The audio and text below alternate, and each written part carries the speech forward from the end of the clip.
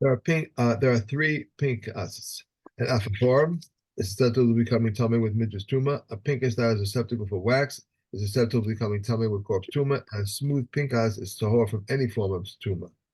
There are three beds. A bed that is designed for lying on is susceptible to becoming tummy with midras tuma.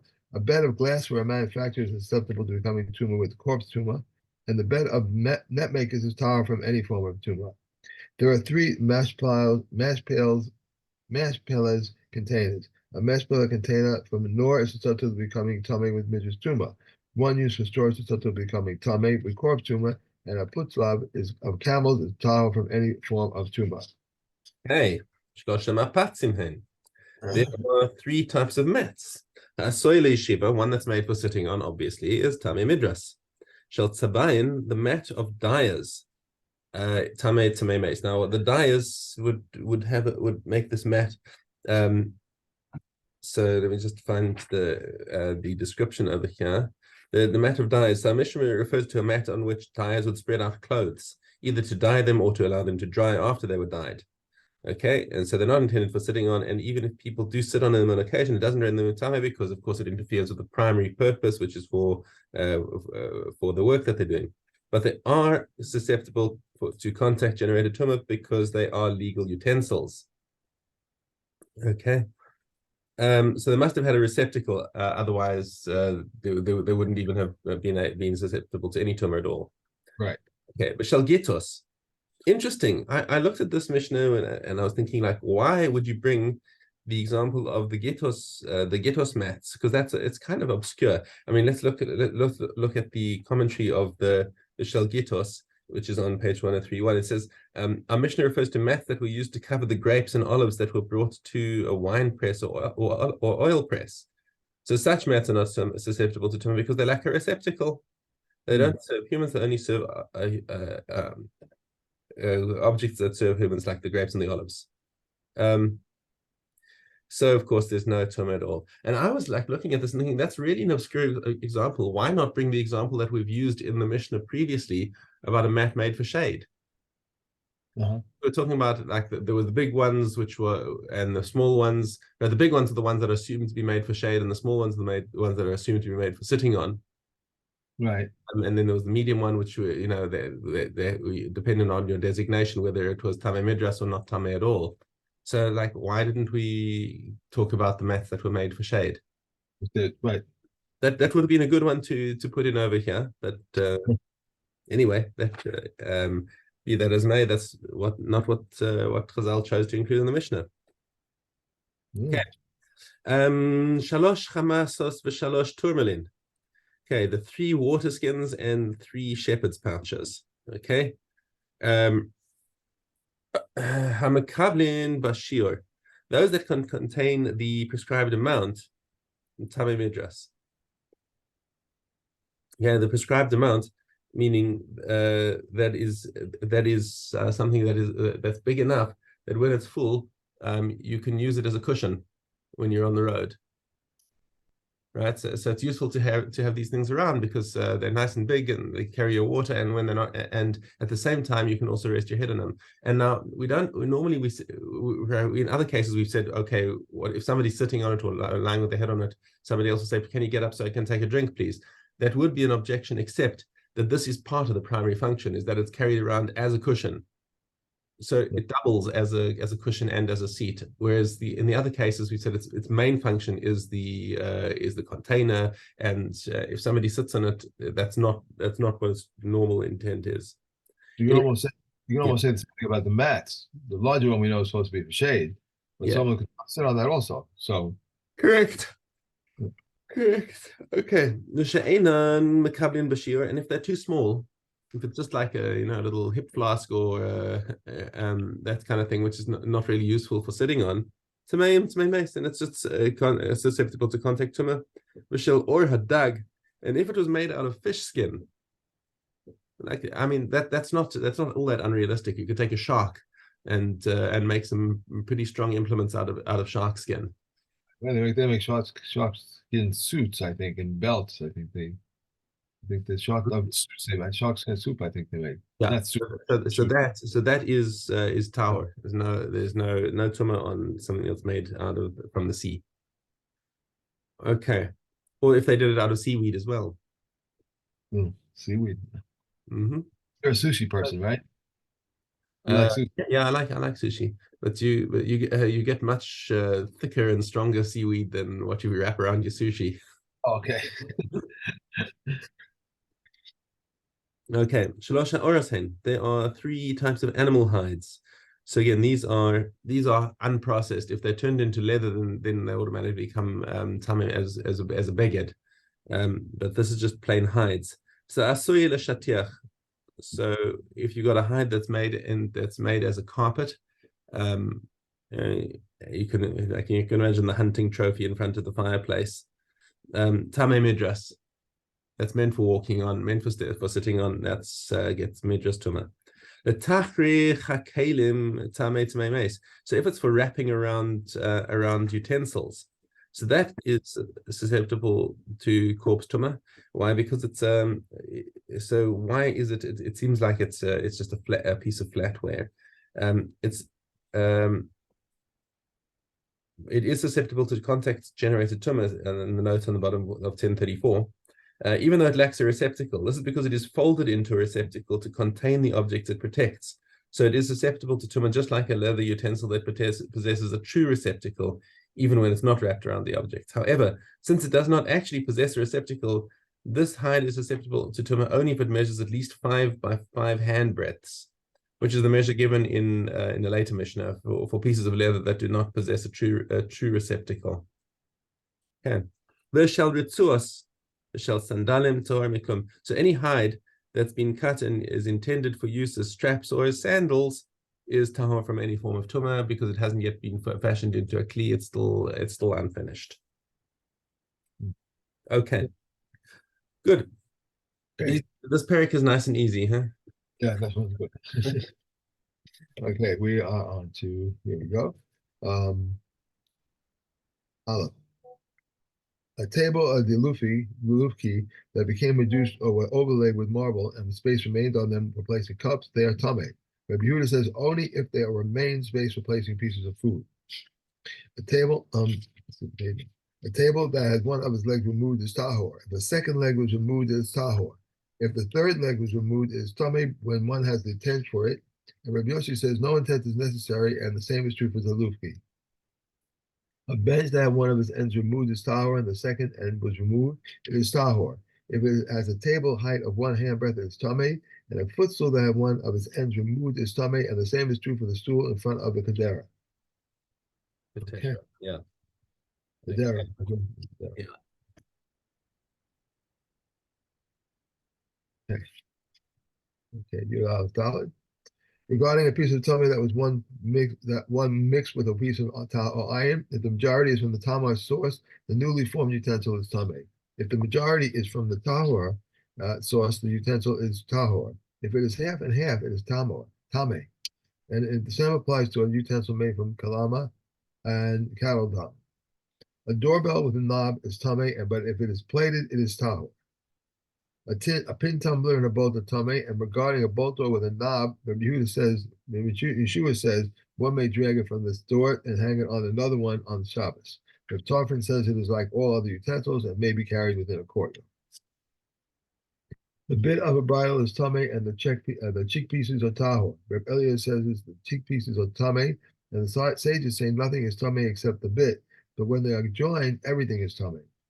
A whirl made of metal, where we keep a rules of tame, but the common rule of tahor, and a plated whorl is tahor. A spindle, a distaff, a rod, a symphonia, and a flute, if they are made of metal, they are tame, but if they are plated, they are tahor. However, if a symphonia has a receptacle for valves resembling wings, it is tame in either one. Okay.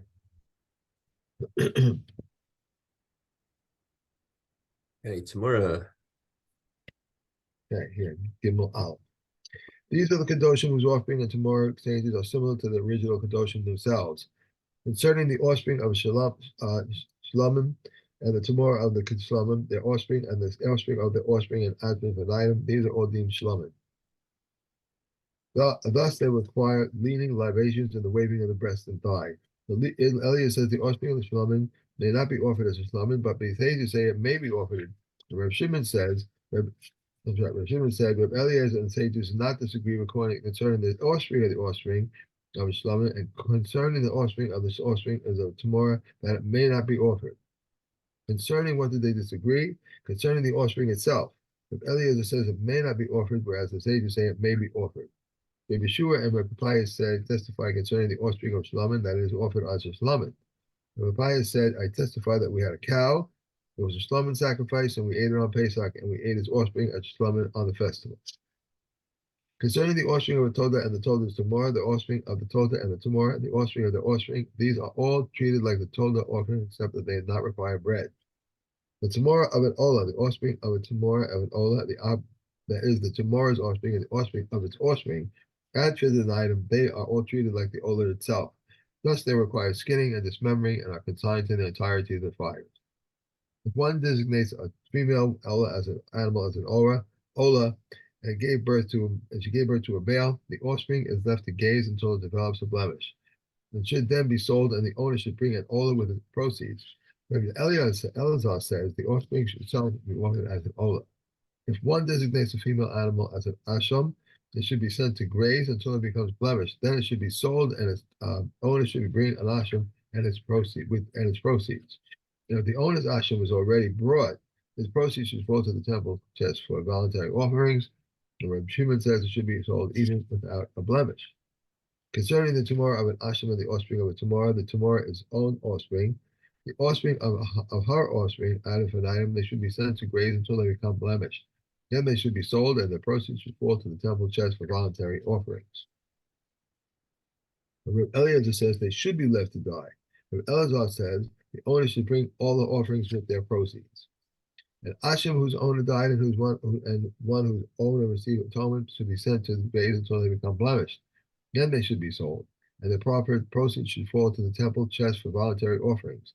But Reb Eliezer says they should be left to die, and Reb Elazar says the owner should bring it as an Olah offering with their proceeds. Okay. Shavuos Aleph Daled. From one in which there was no awareness either in the beginning or the end, he goes to the festival and he goes to Rosh Chodesh, atone. These are the words of Rabbi Yehuda. Rabbi Shimon says the he goes to the festival atone, but the he goes to Rosh Chodesh, but not the he goes to Rosh Chodesh. And for what do the he goes to Rosh Chodesh atones? For a person who was tahor and who ate a sacrifice which was tameh. Meir says the atonement for all the he goes is alike, for all the tumah of the temple and its holy things. Reb Shimon was on to say the he goes to Rosh Chodesh atone for a person who was tahor, who ate a sacrifice that is tameh. Those are the festivals atone for one who had no awareness either the beginning or the end, and the one of Yom Kippur atones for one who had no awareness in the beginning and had awareness at the end. They said to him, may one be sacrificed for another? He replied, they may be sacrificed. They said to him, since their atonement is not alike, how can they be sacrificed for one for another? He said to them, all of them come to atone for the tumah of the temple and its all holy things. Reb Shimon ben Yehuda says in his name, right? Reb Shimon ben Yehuda says in his name that he goes to Rosh Chodesh atone for a person who was either tahor or ate a contaminated sacrifice. Those are the festivals surpass them in that they atone for a person who's tahor who ate a contaminated sacrifice, and for one who had no awareness either in the beginning or the end. Those are the Yom Kippur surpassing them in that they are atone for a person who was tahor who ate a contaminated sacrifice, and for one who had no awareness either at the beginning or at the end, and for one who had no awareness in the beginning or had awareness at the end. He said to him, may one be sacrificed for another? He said to them, yes. They said to him, if so, those are Yom Kippur may be sacrificed on Yom Kodesh, but how can those on Yom Kodesh be sacrificed on Yom Kippur to effect an atonement which does not belong to them? He said to them, they all come to atone for the tumah of the temple and its holy things. For the deliberate tumah of the temple and its holy things, the he-goat which is sacrificed inside of the Yom Kippur atone. Other transgressions of the Torah, whether light or grave, willful or unintentional, of which he was aware and of which he was not aware, positive commandments and negative commandments, those liable to current and capital sins, the he-goat, which was sent away to Azel atones. Okay.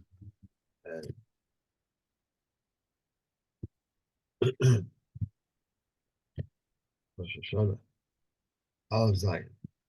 A father and a son who saw the new moon should go to the Beis Din, and not that they can be paired together as witnesses, but so that one in front of them is disqualified, the second may be paired with another. Reb Shimon says his father and his son and all relatives are eligible for testimony about the new moon. Says Reb Yossi, it happened that Tovia, the physician, saw the new moon in Yerushalayim. He, his son, and his freed slave and the Kohanim accepted him and his son and disqualified his slave. So when they came before the Beis Din, they accepted him and his slave and disqualified his son. The following are ineligible as witnesses: a dice player, usurers, pigeon flyers, dealers in 70 produce, and slaves. This is the rule. Any testimony for which a woman is ineligible, they too are ineligible for it. If a person saw the new moon but cannot walk, they may bring him on a donkey, and even on a bed. If an ambush awaits them, they may arm themselves with sticks, and if it was distant to journey, they may take food in their hands, since for a journey of a night and a day they may desecrate the Shabbos and go forth to render testimony about the new moon, as it is said, these are the appointed times of the Shem, which you shall declare in their fixed time. Okay. If a person collects sheaves to make hats or kumsov, or a cake of sheaves, it is not liable to shikhacha. If taken from there to the threshing floor, it is liable to shikhacha. If a person collects sheaves for the heap, it is liable to shikhacha. From there to the threshing floor, it is not liable to shikhacha. This is the general rule. Whoever collects sheaves to take to a place that marks the conclusion of their work, it is liable to shikhacha. From there to the threshing floor, it is not liable to shikhacha. But to a place that does not mark the conclusion of the work, it is not liable to shikhacha. And from there to the threshing floor, it is liable to shikhacha. If a person sells his field, the seller is permitted, but the purchaser Just that went the wrong way. I'm sorry. yeah, I've lost your what did you just read? Hey, chet. Okay, so we're in Vav Aleph. Right. Shammai Omer, yeah. This is the other book. Okay. But Shammai said there is renunciation of ownership in favor of the poor is a valid renunciation of ownership. Beis Hillel said it is not a fair valid renunciation of ownership unless it is declared owners live in favor of the rich, also as with Shemitah. If the sheaves of the field are a kav, each and one of them is 4 kavs, and he forgot it, Beis Shammai said it is not shikaka, and Beis Hillel says it is shikaka. The sheaf that is close to a stone fence or a heap to cattle or to implements and he forgot it, Beis Shammai says it is not shikaka, and Beis Hillel says it is shikaka. Okay. One more. Rosh Hashanah, yeah. At the beginning of a row, the sheaf opposite proves if the sheaf that he held to bring into town was forgotten, they agree that it is not shikaka. Okay. And we're done. Okay. I'd like to go to sleep in a second. I have to take the cat